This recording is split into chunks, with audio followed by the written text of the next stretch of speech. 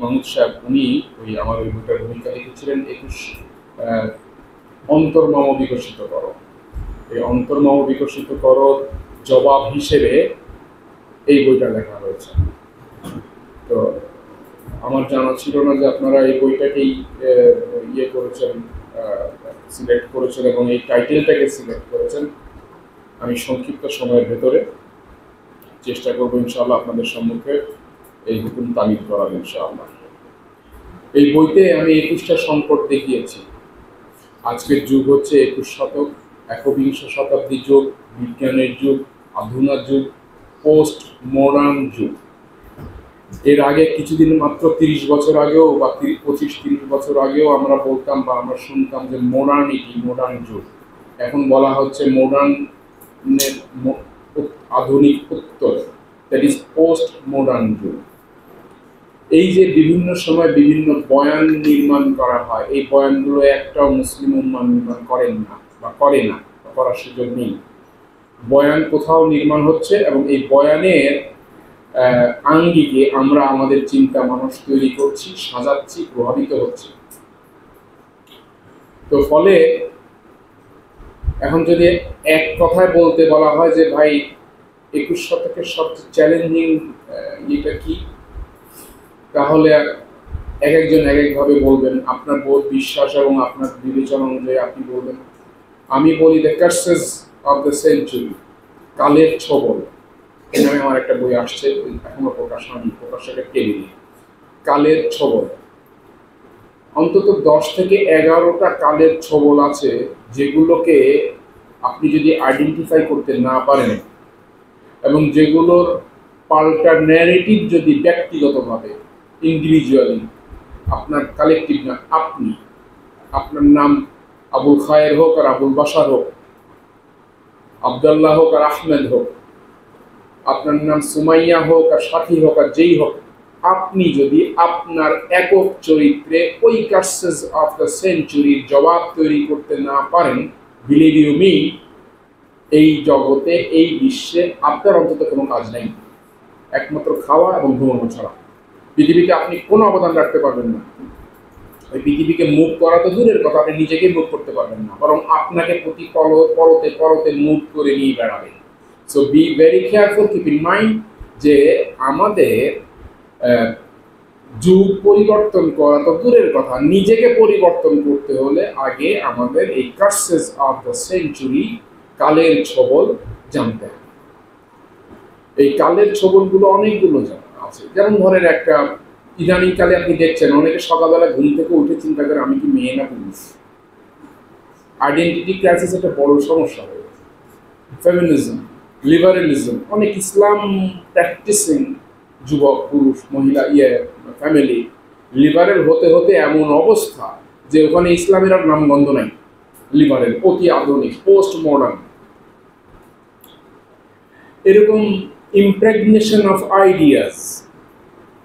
মানে সকালে ঘুম থেকে উঠেই দেখবেন 10টা আইডিয়া আপনার ওই মোবাইলে ভার্চুয়ালি চলে এসছে। এক এক সময় এক একটা আইডিয়া আসে আর ওই আইডিয়া নিয়ে কোথায় কলকাতায় কোন গ্রামে কাঁচা বাদাম বিক্রি করতেছিলেন এক ভদ্রলোক, আর কাঁচা বাদাম 2 লাইন সুর করে গিয়েছেন, সেইটা পরের দিন বাংলাদেশের প্রতিটা গ্রামে গ্রামে গিয়ে বেড়াচ্ছে কাঁচা বাদাম।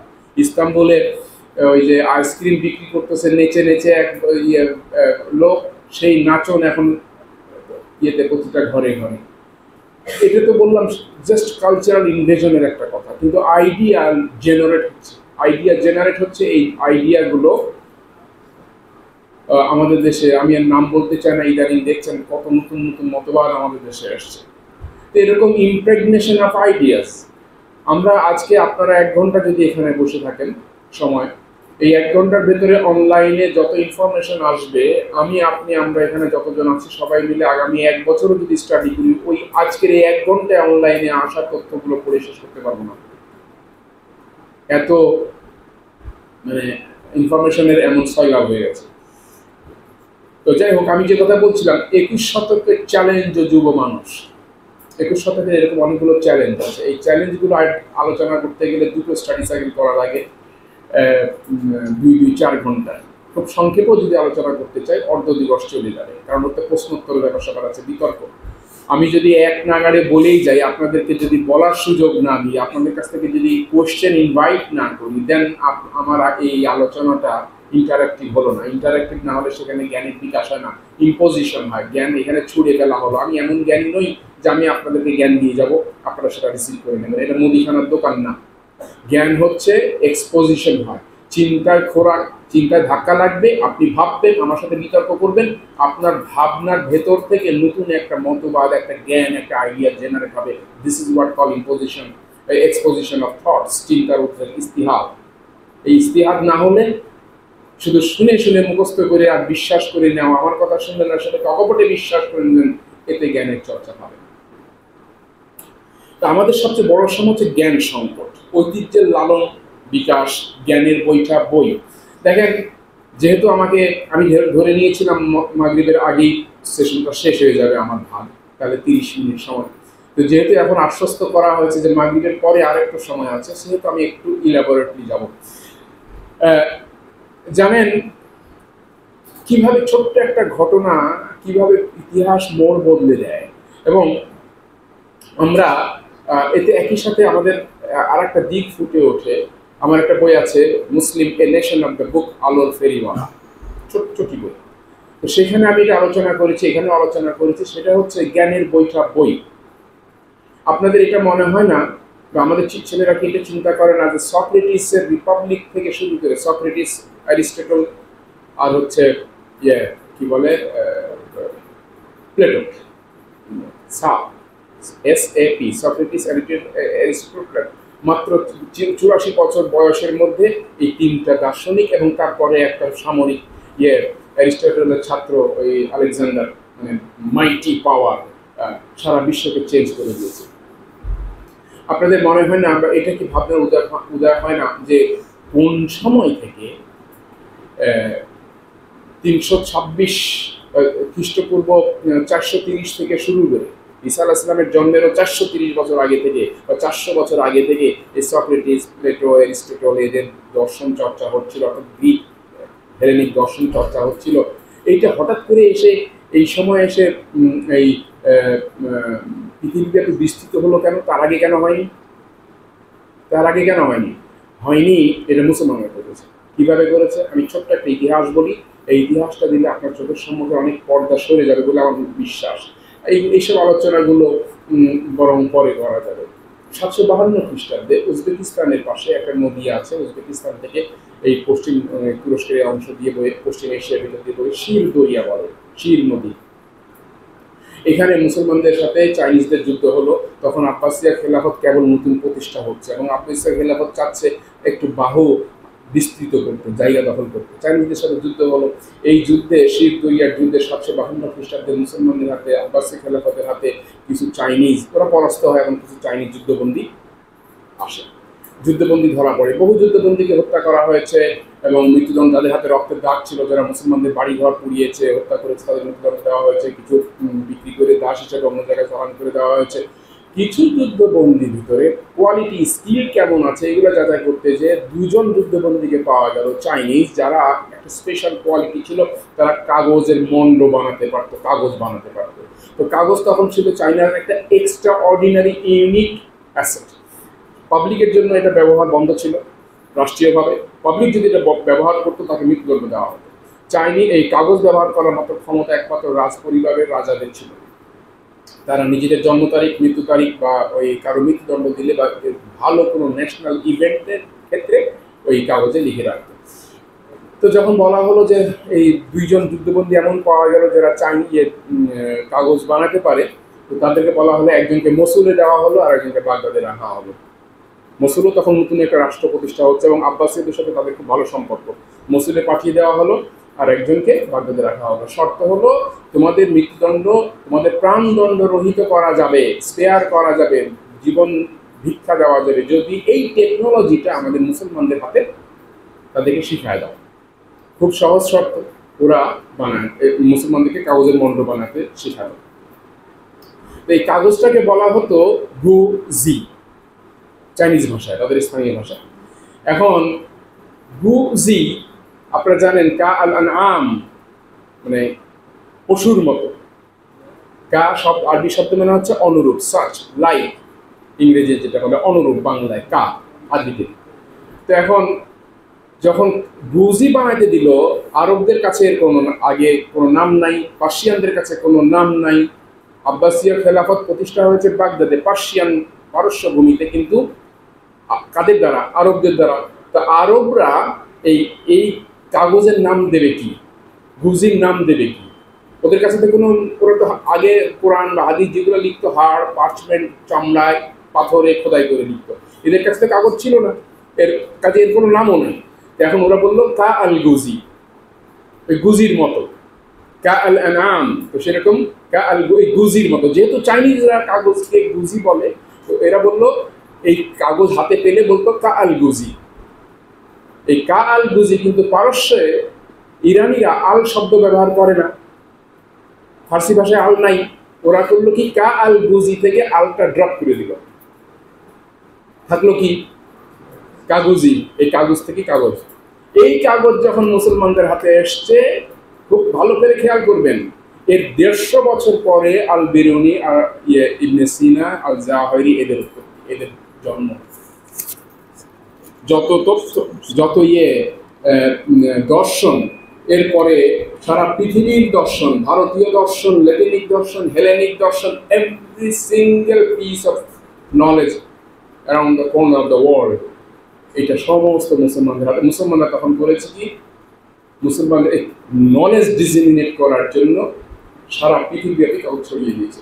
আর সেই কাগজের উত্তরসূরি আমরা মুসলমান, আমাদের সেই বই, এরপরে বইয়ের উৎপত্তি, সেই বইয়ের উত্তরসূরি, বইয়ের উৎপাদক, বইয়ের প্রডিউসার, বইয়ের কিতাব, আহলে কিতাব, নেশন অফ দ্য বুক, মুসলমান। আজকে আমাদের এই বর্ষ জ্ঞানের সংকট, এটা আলোচনা করা হয়েছে এই বইতে। আমাদের আর একটা বড় সমস্যা হলো আখলাক, চরিত্র। আমরা মনে করি বিশ্বকে মুসলমান ইসলাম জয় করেছে শক্তির জোরে, যেটা বলে সারা ওয়ার্ল্ড এই ন্যারেটিভটা খাড়া করে, অথচ মুসলমানরা বিশ্বকে জয় করেছে। আমি আজকেও একটা পেপারে দেখলাম, জার্মানিতে পুরো একটা ফ্যামিলি, পুরো একটা সম্ভবত 8-9 সদস্যের একটা ফ্যামিলি, জার্মান ফ্যামিলি মুসলমান হয়ে গেছে। কেন? তাদের নেইবারদের, তাদের প্রতিবেশী কয়েকজন মুসলমানের চরিত্র দেখে, আর কিচ্ছু না। তো মুসলমানদের আসলে এই জন্য আমাদের বড় সমস্যা, আমাদের ইয়াং জেনারেশন দেখেন পৃথিবীতে আজকে, আমি সরি টু সে, পৃথিবীতে ক্রাইম যত করে, যত ক্রাইম, অপরাধী, দাগি আসামি, নামের আগে দেখবেন হয় মোহাম্মদ নয় শেষে আলী, অধিকাংশ। দোষী কিনা সেটা পরে না, কিন্তু ক্রিমিনাল রেকর্ডে এটা দেখা যাচ্ছে, সারা ওয়ার্ল্ডে এই অবস্থা। এটা নিয়ে কি বলে অপপ্রচার আছে, নিঃসন্দেহে আছে, কিন্তু এটা অস্বীকার করার কোনো কায়দা নাই যে আমাদের মুসলমান ছেলেদের, আমাদের লার্জ, যদি আমরা একেবারে নাটশেল বলি, তাহলে আমাদের বলতেই হয় যে আমাদের মুসলমানদের যুবক সমাজ, পার্টিকুলারলি যুবক সমাজের চরিত্রের আসলাকে সমস্যা আছে।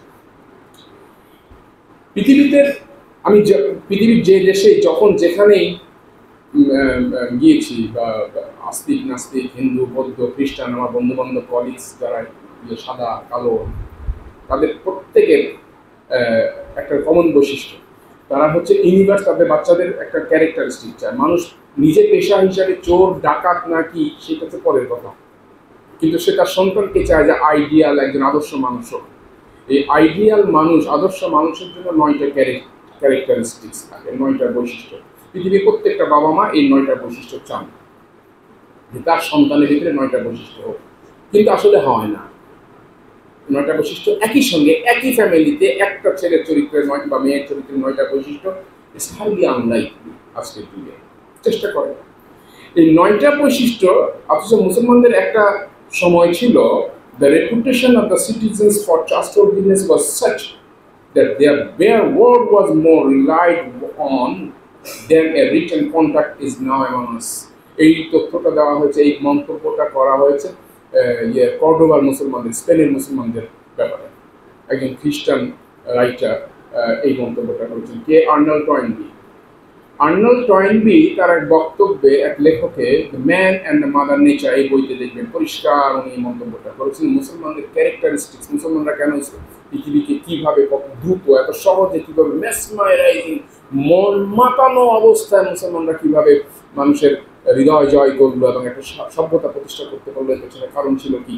এই একটা কারণ উনি আইডেন্টিফাই করেছেন ওনার বিবেচনায়, যে এটা হলো মুসলমানদের শুধু মুখের কথা, স্রেফ মুখের কথাটা এতটা মূল্যবান ছিল যে আজকে আমাদের সমাজে যে আমরা রিটেন এগ্রিমেন্ট যেটা করি, সাইন্ড এগ্রিমেন্ট, তার চেয়ে বেশি মূল্যবান ছিল মুসলমানদের শুধু মুখের কথা। একবার একটা কথা বললে তারা সে কথা কখনো বর্তমান করেনি। That was the level of their characteristics.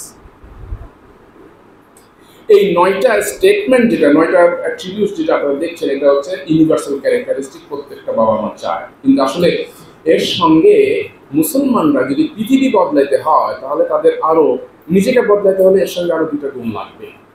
নিজের জগৎ, আমি এবং আমার জগৎ, আমার জগৎ বলতে আমার সংসার, এটুকু যদি বদলাইতে হয় তাহলে আমার ওই 9টার সঙ্গে আরো 2টা গুণ লাগবে। সেটা হচ্ছে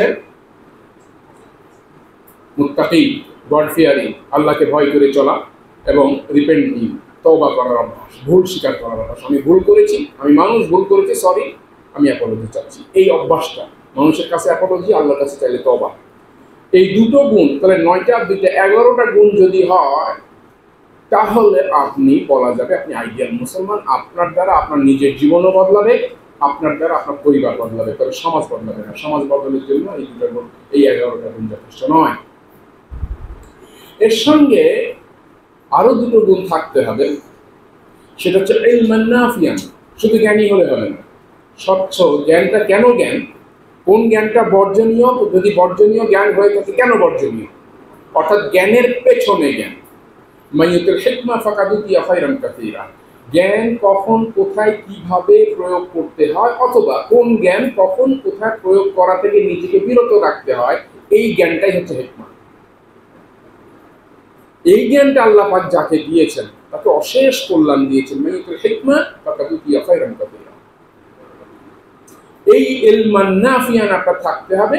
এই ইলমান নাফিয়ান যদি থাকে, আপনি যদি মুখ বন্ধ রাখতে পারেন, সূরা মুলকের 22 এবং 23 নম্বর আয়াতের দিকে আপনাদের দিকে, আপনারা আজকে যারা এখানে আছেন দয়া করে আমি অনুরোধ করি একটু সময় নিয়ে সূরা মুলকের 22 এবং 23 নম্বর, এখানে মাদ্রাসা পড়ুয়া আছেন নিশ্চয়, নিঃসন্দেহে আমার তাসবিহ শুনে আপনারা মনে মনে টিটকারি মারেন না, আমি জীবনে মাদ্রাসায় পড়িনি। হাওয়েভার যদি আমাকে অ্যালাউ করেন তাহলে আমি বলি 22 নম্বর আয়াত আল্লাহ পাক বলেছেন বিসমিল্লাহির রহমানির রহিম, আফামান ইয়ামশি মুকিব্বান আলা ওয়াজহিহি আহাদা। যে মুখের জোরে উপর হয়ে ভর দিয়ে চলে সে কি সমান হয় আম্মান ইয়ামশি সাওয়িয়ান আলা সিরাতিল মুস্তাকিম? যে বিবেক খাটায় চলে তার সমান হয়? অর্থাৎ আল্লাহ বলছেন, এরপরে আল্লাহ বলছেন কুল হুয়াল্লাযী আনশাকুম, বলে দাও তিনি তোমাদেরকে শেপ দিয়েছেন, সৃষ্টি করেছেন, ওয়া জাআলা লাকুমুস সামা, তোমাদেরকে শোনার ক্ষমতা দিয়েছেন, ওয়াল আবসারা, দেখার ক্ষমতা দিয়েছেন, ওয়াল আফিদা, অনুধাবন ক্ষমতা দিয়েছেন, কালিলাম মা তাশকুরুন। অনুবাদ করা হয়েছে 22 এবং 23 অনুবাদ, সরল বাংলা অনুবাদ যেটা আপনারা কোরআনে দেখবেন, সেখানে লেখা আছে যারা বলুন যারা মুখে ভর না, যারা মুখে ভর দিয়ে উপর হয়ে চলে তারা কি সমান হয় যারা বিবেচনা প্রসূত চলে তাদের? আল্লাহ তোমাদেরকে সৃষ্টি করেছেন, চোখ দিয়েছেন, কান দিয়েছেন, চোখ দিয়েছেন, অনুধাবন ক্ষমতা দিয়েছেন, তোমরা খুব কমই স্বীকার করো। এই হচ্ছে অনুবাদ। আমি যেহেতু আমি মাদ্রাসায় পড়িনি, কোনো ওস্তাদের অনুবাদ আমার মাথায় নাই, কাজে আমি নিজের মতো করে অনুবাদ করি। যখন এটা নিয়ে ভাবছি তখন আমি দেখলাম যে অনুবাদটা আমি যেটা বুঝেছি সেটা আপনি আমার সাথে একমত নাও হতে পারেন। আল্লাহ বলছেন চাপার জোরে যে চলে সে কি সমান হয় যে বিবেক খাটায় চলে তার? 22 নম্বর আয়াত। 23 নম্বর আয়াতে আল্লাহ বলছেন আল্লাহ তোমাদেরকে সৃষ্টি করেছেন, তোমাদেরকে কান দিয়েছেন শোনার জন্য, চোখ দিয়েছেন দেখার জন্য, অন্তর দিয়েছেন বোঝার জন্য, তোমরা খুব কমই তা ব্যবহার করো। অনুবাদ করা হয়েছে তোমরা খুব কমই তা শুরু করো। আমি অনুবাদ করছি, তোমরা খুব কমই তা ব্যবহার করো। এই অনুবাদটা আমি কেন করছি? ফাসালু আহলা যিকরি ইন কুনতুম লা তা'লামুন। আল্লাহ বলেছেন মুসলমান কখনো এই কথা বলতে পারে না যে আমি জানি না। তুমি যদি না জানো, যে জানে তাকে জেনে জিজ্ঞাসা করে নাও। আমাদের জন্য একটা ইউনিভার্সাল স্ট্যান্ডার্ড পলিসি হলো তোমার যদি আপনার সব বিষয়ে জ্ঞান থাকবে এমন তো কথা না। যে বিষয়ে জ্ঞান নাই সেই বিষয়ে আপনার যদি কোনো আগ্রহ থাকে, যার জ্ঞান আছে তার কাছে জিজ্ঞাসা করবেন। ফাসালু আহলা যিকরি ইন কুনতুম লা তা'লামুন। আপনার ভাই বন্ধু যদি কেউ মেডিকেল সায়েন্সে পড়ে, বায়োলজি, ডাক্তার, অ্যানাটমি, ফিজিওলজি পড়েছে, তাকে জিজ্ঞাসা করেন। আচ্ছা 23 নম্বর আয়াতে আল্লাহ বলছেন তোমাদেরকে আমি কান দিয়েছি, চোখ দিয়েছি, এরপরে অনুধাবন ক্ষমতা দিয়েছি, তোমরা খুব কমই ব্যবহার করো। ব্যাপারটা আমাকে একটু বুঝিয়ে দাও তো, আমার কেমন কেমন একটু মনে মনে একটু সন্দেহ, মানে একটু প্রশ্ন জাগছে। উনি আপনাকে বলে দেবেন যে হ্যাঁ, আমাদের যে ৭৮টা অর্গান অঙ্গ প্রত্যঙ্গ শরীরে আছে, এগুলো যখন মানুষের মায়ের পেটে তৈরি হচ্ছে, সর্বপ্রথম ১৬ সপ্তাহে যেটা কাজ শুরু করে সেটা কান। ২৩ নম্বরে এসে আল্লাহ পাক কি বললেন? কানের কথা আগে বলেছেন। আর প্রথম যে অর্গানটা পরিপূর্ণভাবে কাজ শুরু করে মায়ের পেটে থাকতেই সেটা কান। দ্বিতীয়বার আল্লাহ কি বললেন? আবসার, চোখ। ২৪ সপ্তাহ, ২৩ সপ্তাহ শেষে মায়ের পেটে বাচ্চার ওই ৭৮টা অর্গানের ভিতরে যে অর্গানটা কাজ শুরু করে সেটা চোখ। আল্লাহ দ্বিতীয়বার চোখের কথা বলেছেন। আর তৃতীয়বার আল্লাহ বলেছেন আফিদা, অনুধাবন ক্ষমতা। মানুষের অনুধাবন ক্ষমতা কাজ শুরু করে জন্মের ৭ বছর পরে এসে, যখন আমরা বলি বালেগ হতে শুরু করেছে। সিঙ্গুলেট জাইরাস, আমাদের এই সিঙ্গুলেট জাইরাস জানেন, কুকুর যখন ওই যে রাস্তায় চলাফেরা করে কি করে? মাটি শোকে, দেয়াল শোকে, গাছের গোড়া শোকে, চক্কর দেয়, তারপরে পেশাব পায়খানা করে। মনে হয় যে এই বেটা এইরকম করে কেন, প্রতিবার এই শুধু চক্কর দেয় কেন? ওর এই সিঙ্গুলেট জাইরাস এখানে, যেখানে হিন্দু মেয়েরা স্বীকৃতি সিঁদুর দেন, সেইটা দিয়ে মাটিতে পোলার সিস্টেম, আপনারা জানেন যে মাটির ম্যাগনেটিক ফিল্ড, এই ম্যাগনেটিক ফিল্ড দিয়ে সে দক্ষিণ আর উত্তর মেরু যাচাই করে নিয়ে এরপরে পেশাব পায়খানা করে। তার ম্যাগনেটিক ফিল্ড যাচাই করে নেয়। আপনার আমাদের ম্যাগনেটিক ফিল্ড যখন কাজ শুরু করে দেয় ৭ বছর বয়সে, তখন আমাদের জাজমেন্ট ক্যাপাসিটি তৈরি হয়ে যায়, হতে শুরু করে ১০ বছরের ভিতরে এটা পূর্ণাঙ্গ এসে যায়। এই জাজমেন্ট ক্যাপাসিটি দিয়েছেন আল্লাহ পাক কত? ৭-এ। অথচ চোখ কাজ শুরু, কান কাজ শুরু করলো মায়ের পেটে থাকতেই, বাচ্চার সমস্ত কথা শুনতে পাচ্ছে। চোখ কাজ শুরু করলো মায়ের পেটে থাকতেই ২৩ সপ্তাহ, বাচ্চা সব আলো বুঝতে পারছে, আলোর রিফ্লেকশন হচ্ছে। কেন? আল্লাহ আগে বলেছেন বেটা চাপার জোরে যে চলে সে কি সমান হয়। তার মানে মুখটা বন্ধ রাখো। মুখ বন্ধ রেখে এরপরে আপনি কান দিয়ে পৃথিবীতে যত কথা শুনবেন, চোখ দিয়ে ভালো করে যাচাই করে নেন, মুখটা আগে আল্লাহ পাক বন্ধ করেছেন। সেটা আল্লাহ আগেই বলেছেন ২২ নম্বর আয়াতে, মুখ বন্ধ রাখো। দীর্ঘ সময় বিরতি নিয়ে কান দিয়ে যা শুনলেন, যে তথ্য আপনার নলেজে আসলো, চোখ দিয়ে সেটা ভালো করে যাচাই করে, মুখটা বন্ধ রেখে যাচাই করে, ভালো করে ভেবে চিনতে দীর্ঘ সময় পরে, আল্লাহ যেমন দীর্ঘ সময় পরে আপনাকে বুদ্ধি দিয়েছেন, মানে বালিক সাবালা করতে দিয়েছেন, দীর্ঘ সময় দিয়ে এরপর চিন্তা করেন, should I open my mouth, should I make a comment, is this something I need to be involve with? এটা এমন একটা বিষয় যেখানে আমার কথা বলা দরকার। আসলে কি আমার দরকার এই বিষয়ে কথা মন্তব্য করা? আমি কি এই বিষয়ে মন্তব্য করার মতো উপযুক্ত লোক? Is it the right time to make a comment? এখন কি কথা বলা উচিত? এইভাবে চিন্তা ভাবনা করে যদি আমি কথা বলা শিখতাম, তাহলে আমাদের জীবনের ৯০% সমস্যা তো ওখানেই শেষ। শুধুমাত্র রাজাকারের বাচ্চা এই কথাটা যদি আমি ওই দিন না বলতাম, তাহলে আজকে আমার ক্ষমতা হারাইতে হয়। বলেন, এই যে মুখ জিহ্বাটা নিয়ন্ত্রণ করতে পারা, এই যে নিজের কোন সময় কোন কথাটা বলতে হবে আর কোন কথাটা বলা থেকে বিরত থাকতে হবে, দিস ইজ সামথিং আমরা এখানে ল্যাপ বিহাইন্ড, আমরা এখানে মানে মানে যোজন পেছনে পড়ে আছি। তো এই জন্য আর একটা ১৩টা গুণের কথা বললাম তো, ইস্তিহাদ। তো ইস্তিহাদ অর্থাৎ যাদের ভিতরে ইস্তিহাদি ক্ষমতা থাকে। ইস্তিহাদ কি হয়? আপনি যখন ইলমান নাফিয়ান থাকবে, স্বচ্ছ জ্ঞান থাকবে, তখন আপনার যে যোগ্যতা তৈরি হবে, ১৩ নম্বর যোগ্যতা, সেটা হচ্ছে আপনি নিজে জ্ঞান তৈরি করতে পারবেন। আপনি নিজে জ্ঞান তৈরি করতে পারবেন, তখন আপনি মুস্তাহিদ লেভেলে যাবেন। এই জন্য কোরআনুল কারীমে আমরা সূরা ফাতিহায় পড়ি ইহদিনাস সিরাতাল মুস্তাকিম, ইহদিনাস সিরাতাল মুস্তাকিম। আল্লাহর কাছে হেদায়েত চাই, নামাজে চাই, দোয়ায় চাই। আর সূরা ফাতিহার প্রথম এটাই হচ্ছে মূল জিস্ট, হচ্ছে ইহদিনাস সিরাতাল মুস্তাকিম। এইবার আসেন আল্লাহ পাক এই হেদায়েতটা কাকে দিবেন বলেছেন সূরা জুমারের ১৮ নম্বর আয়াতে, আল্লাযিনা ইয়াসতামিউনাল কওল, যারা কথা খুব মনোযোগ দিয়ে ফুটিয়ে শুনছে। ইয়াসমাউনা শোনা, ইয়াসতামিউনা শোনা। ইয়াসমাউনা শোনা, ইয়াসতামিউনা শোনা, দুই শোনার ভিতরে পার্থক্য আছে। আমরা অনুবাদ তো দুটাই করেছি, বাংলা অনুবাদ এটাও শোনা করেছি, ওটাও শোনা করেছি।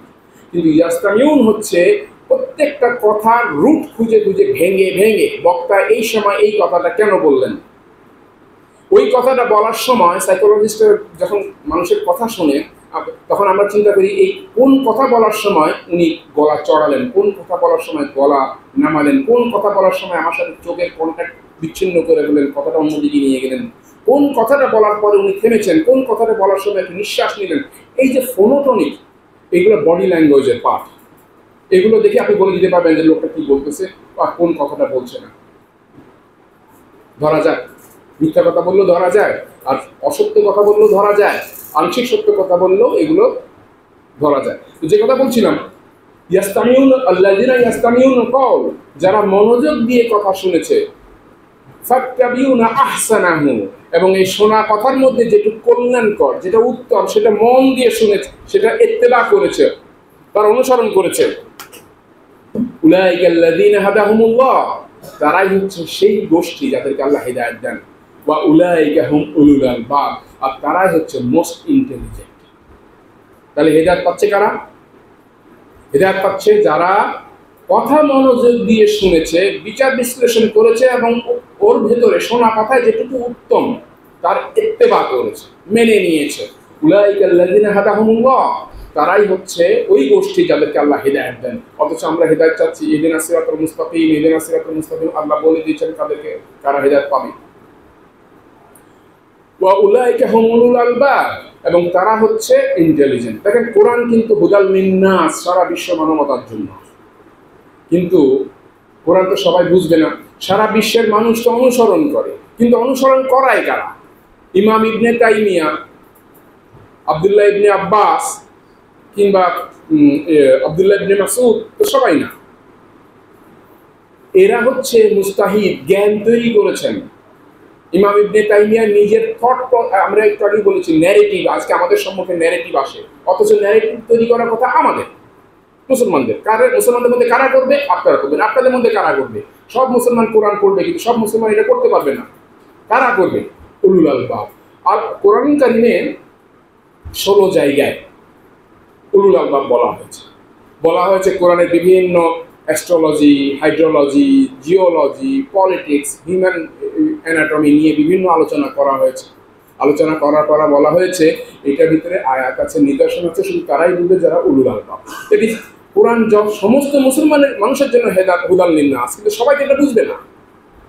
বুঝবে হচ্ছে উলুল আলবাব। আপনারা উলুল আলবাব হলেন কিনা, সেটাই হলো প্রশ্ন।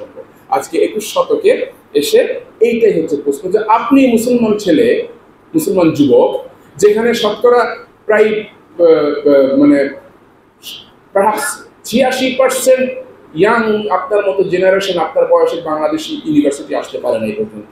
14 থেকে 15% আসতে পেরেছে। এই 14 থেকে 15% যদি উলুল আলবাবের মধ্যে থেকে 1% না হয়, তাহলে আমাদের জাতি ভবিষ্যৎটা কোথায় বলেন আপনি? এই জন্য এই ইস্তিহাদের জন্য উলুল আলবাব হতে হবে। উলুল আলবাব না হলে আপনি নিজে কোনো ন্যারেটিভ তৈরি করতে পারবেন না। 21 শতকের একটা বড় সমস্যা হচ্ছে আমরা অপরের ন্যারেটিভ ধার করে চলছি। আইডেন্টিটি সংকটের কথা বলেছি। ওই যে বললাম, সকালে ঘুম থেকে উঠে ছেলেটা মাথা আঁচাতে সন্দেহ, মানে ঘুম তো ভালোই হয়েছে, এখন মনে হচ্ছে আমি মেয়ে না পুরুষ, মেয়ে না কি পুরুষ না নারী। আবার একটা টিনেজার বাচ্চাও, টিনেজার মেয়েও শার্ট প্যান্ট, জিন্সের প্যান্ট পরে ঘুরতেছে, চিন্তা করতেছে আমি আসলে কি আমি মেয়ে না পুরুষ। আইডেন্টিটি ক্রাইসিসটা আমাদের এমন অবস্থার ভিতরে চলে গেছে, এবং এটা একদিনে হয়নি। সম্ভবত গত প্রায় ধরেন 1789 থেকে যদি আমরা বলি, ইউরোপীয় রেনেসাঁ যখন থেকে শুরু হয়েছে, তারপর থেকে এটা পার্টিকুলারলি 1955 বা 60-এর দশক থেকে মুসলিম সমাজে এটা দ্রুততার সাথে অনুপ্রবেশ করেছে। এই জন্য সংস্কৃতি, এবং এটা করেছে সংস্কৃতির নামে, কালচার, গ্লোবাল একটা কালচার, অবশ্য পরে আসছে গ্লোবালাইজেশন, গ্লোবাল একটা কালচার, নতুন মতবাদ তৈরি করে সারা বিশ্ব, যাই হোক বিশ্বের মানুষের কালচার হবে একটা। অথচ আপনার কাছে পৃথিবীর প্রত্যেকটা ধর্মের কাছে, প্রত্যেকটা মতবাদের কাছে, মানে জাতির কাছে কালচার হচ্ছে তাদের জীবনের একটা পার্ট। আর আমার কাছে আমার কালচারই আমার ইবাদত।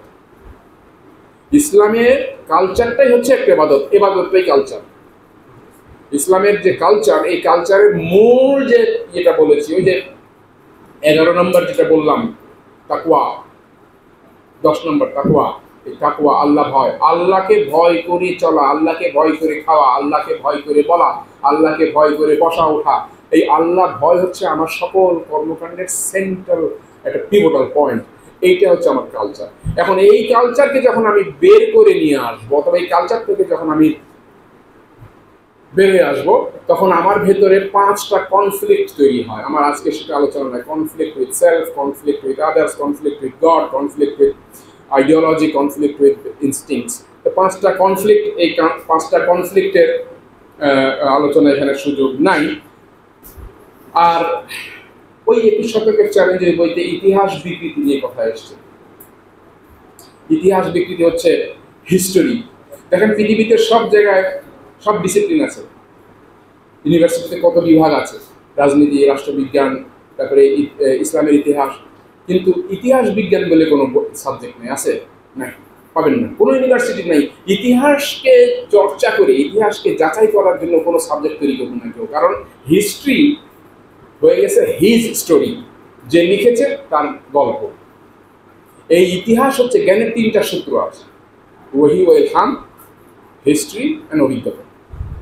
এই হিস্ট্রির ব্যাপারে হিস্ট্রি অস্বীকার করবেন, হিস্টোরি অস্বীকার করবেন, আপনি নিজেকে নিজের অজান্তে কুফরির খাতায় নাম লেখালেন। কারণ ওয়াইজাতুতলা আলাইহিম আয়াতিন ক্বালু আসাতিরুল আওয়ালিন। এই হিস্টোরি পুরোনো দিনের কথা যখন বলা হতো নবী রাসূলরা, তখন কাফেররা বলতো পুরোনো দিনের গাল গল্প, ও শুনে আমি কি করব। কাজেই বিপথে যাওয়ার, বিভ্রান্ত হওয়ার, কুফরির দিকে চলে যাওয়ার একটা অন্যতম হচ্ছে জ্ঞানের 3টা সূত্রের যে ওই হিস্ট্রি 2 নম্বর সূত্রটাকে অস্বীকার করা।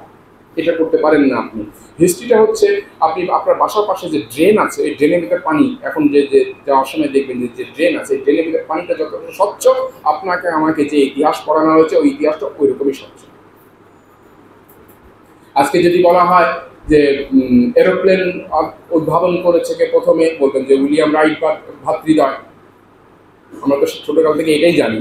অথচ এরোপ্লেন প্রথম বানিয়েছিলেন হচ্ছে ইবনে ফারনাস, দিন তারিখ সহ। এবং উনি উঠতে গিয়ে উনি মাজাও ভেঙেছেন, উনি আহত হয়েছিলেন, বেঁচেছিলেন, আহত হয়েছিলেন। পরপর 3বার উঠেছেন উনি ইবনে ফারনাস। আমার ওই বইতে আমি এই অন্তর্মহ বিকশিত করার বইতে এটাকে বিস্তারিত লিখেছি। এনিওয়ে, হিস্ট্রিটা পরিবর্তন করে দেওয়া হয়েছে, হিস্ট্রি পলিউট করা হয়েছে। কোনো জাতিকে যদি, অস্কার ওয়াইল্ডের একটা কথা আছে, the one duty we owe to history is to rewrite it. ইতিহাসের কাছে আমাদের একটা দায়বদ্ধতা আছে, সেটা হচ্ছে ইতিহাসকে আমাদের পুনরায় আবার লিখতে হবে। আমাদের দেশে আওরঙ্গজেব হচ্ছে ইতিহাসের কলমের খোঁচা। আওরঙ্গজেব হচ্ছে এমন, সে হচ্ছে দস্যু, তস্কর, মূলবাদী, রক্তপিপাসু, নিপীড়ক। আর মহামতি আকবর, যার 5,000 শুধু উপপত্নী ছিল, হিন্দুদের মেরে একদিনে 46,000 লোককে হত্যা করেছে এই আকবর। অথচ 26,000 লোককে হত্যা করেছে ডেলিভারেটলি এই আকবর। অথচ সেই আকবর হচ্ছে মহামতি আকবর, আকবর দ্য গ্রেট। এগুলো ইতিহাস। এটা এই জন্যই পড়ানো হয় যে আপনি যেন আওরঙ্গজেবের মতো, আমরা যেন আওরঙ্গজেবের মতো না হই। হিস্ট্রি হচ্ছে আমাদেরকে স্মরণ করা। আর 2 মিনিট না? ওকে।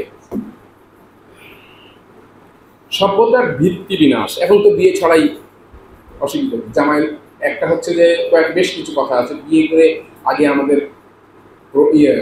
সমাজে প্রতিষ্ঠিত হতে হবে, প্রতিষ্ঠিত হতে হতে হতে 40 বছর বয়স হয়ে গেছে, কোনো সমস্যা নেই।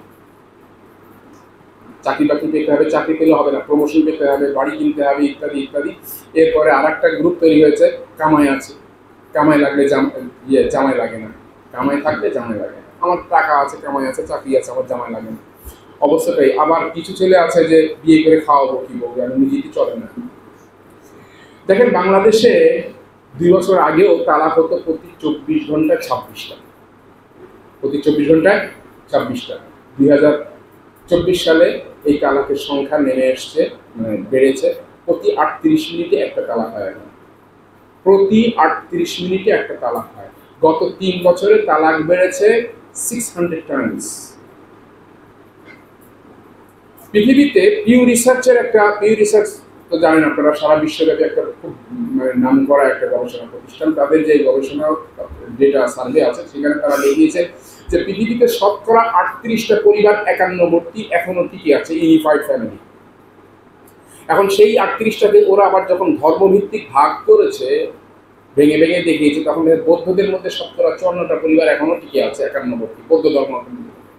হিন্দুদের ভিতরে শতকরা 44টা পরিবার এখনো টিকে আছে একান্নবর্তী, হিন্দুদের ভিতরে। মুসলমানদের ভিতরে বৈশ্বিক যে গড় 38, তার চাইতেও 2টা কম। মুসলমানদের ভিতরে মাত্র 36টা পরিবার এখনো একান্নবর্তী টিকে আছে। এমনও পরিবার আমি গত সপ্তাহে পেয়েছি যেখানে ছেলে 14-15 বছরের ছেলে তার চাচার নাম জানে না।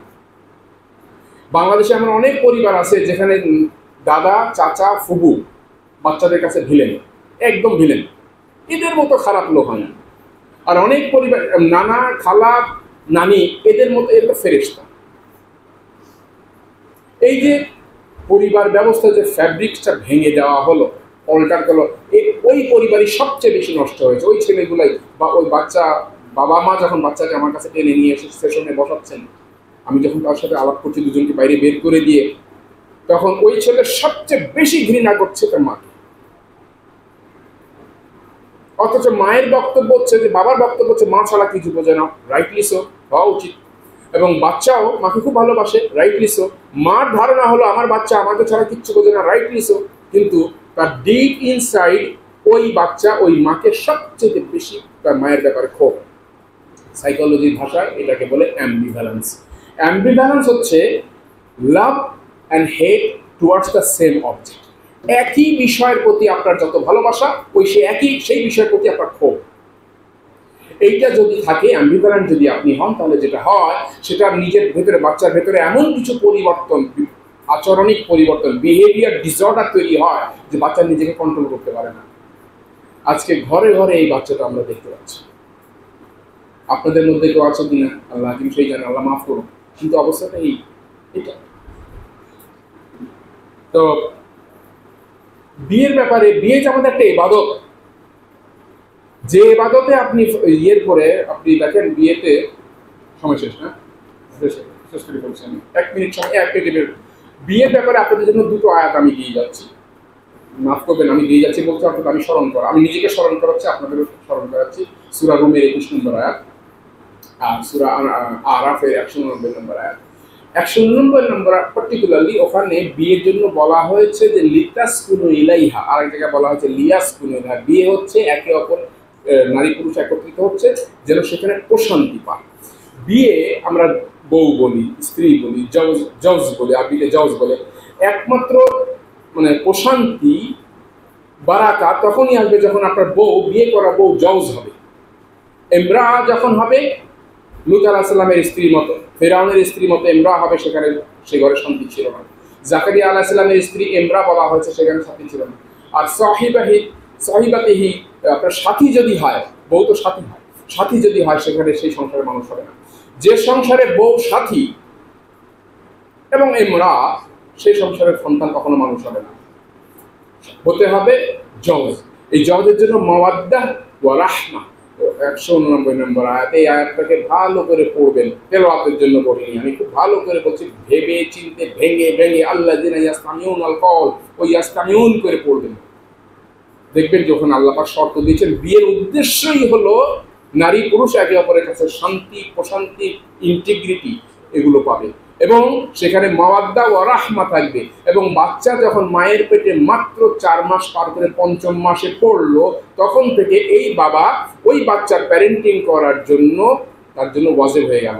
সূরা আরাফের 199 নম্বর আয়াত। এই বিয়ের এই চেতনা আমাদের সম্মুখে থাকতে হবে। আমি আর এই এখনকার মতো এখানে শেষ করছি, যেহেতু এখন আজান নামাজ হবে, নামাজের পরে ইনশাআল্লাহ আপনাদের সঙ্গে কথা বলবো ইনশাআল্লাহ। আসসালামু আলাইকুম।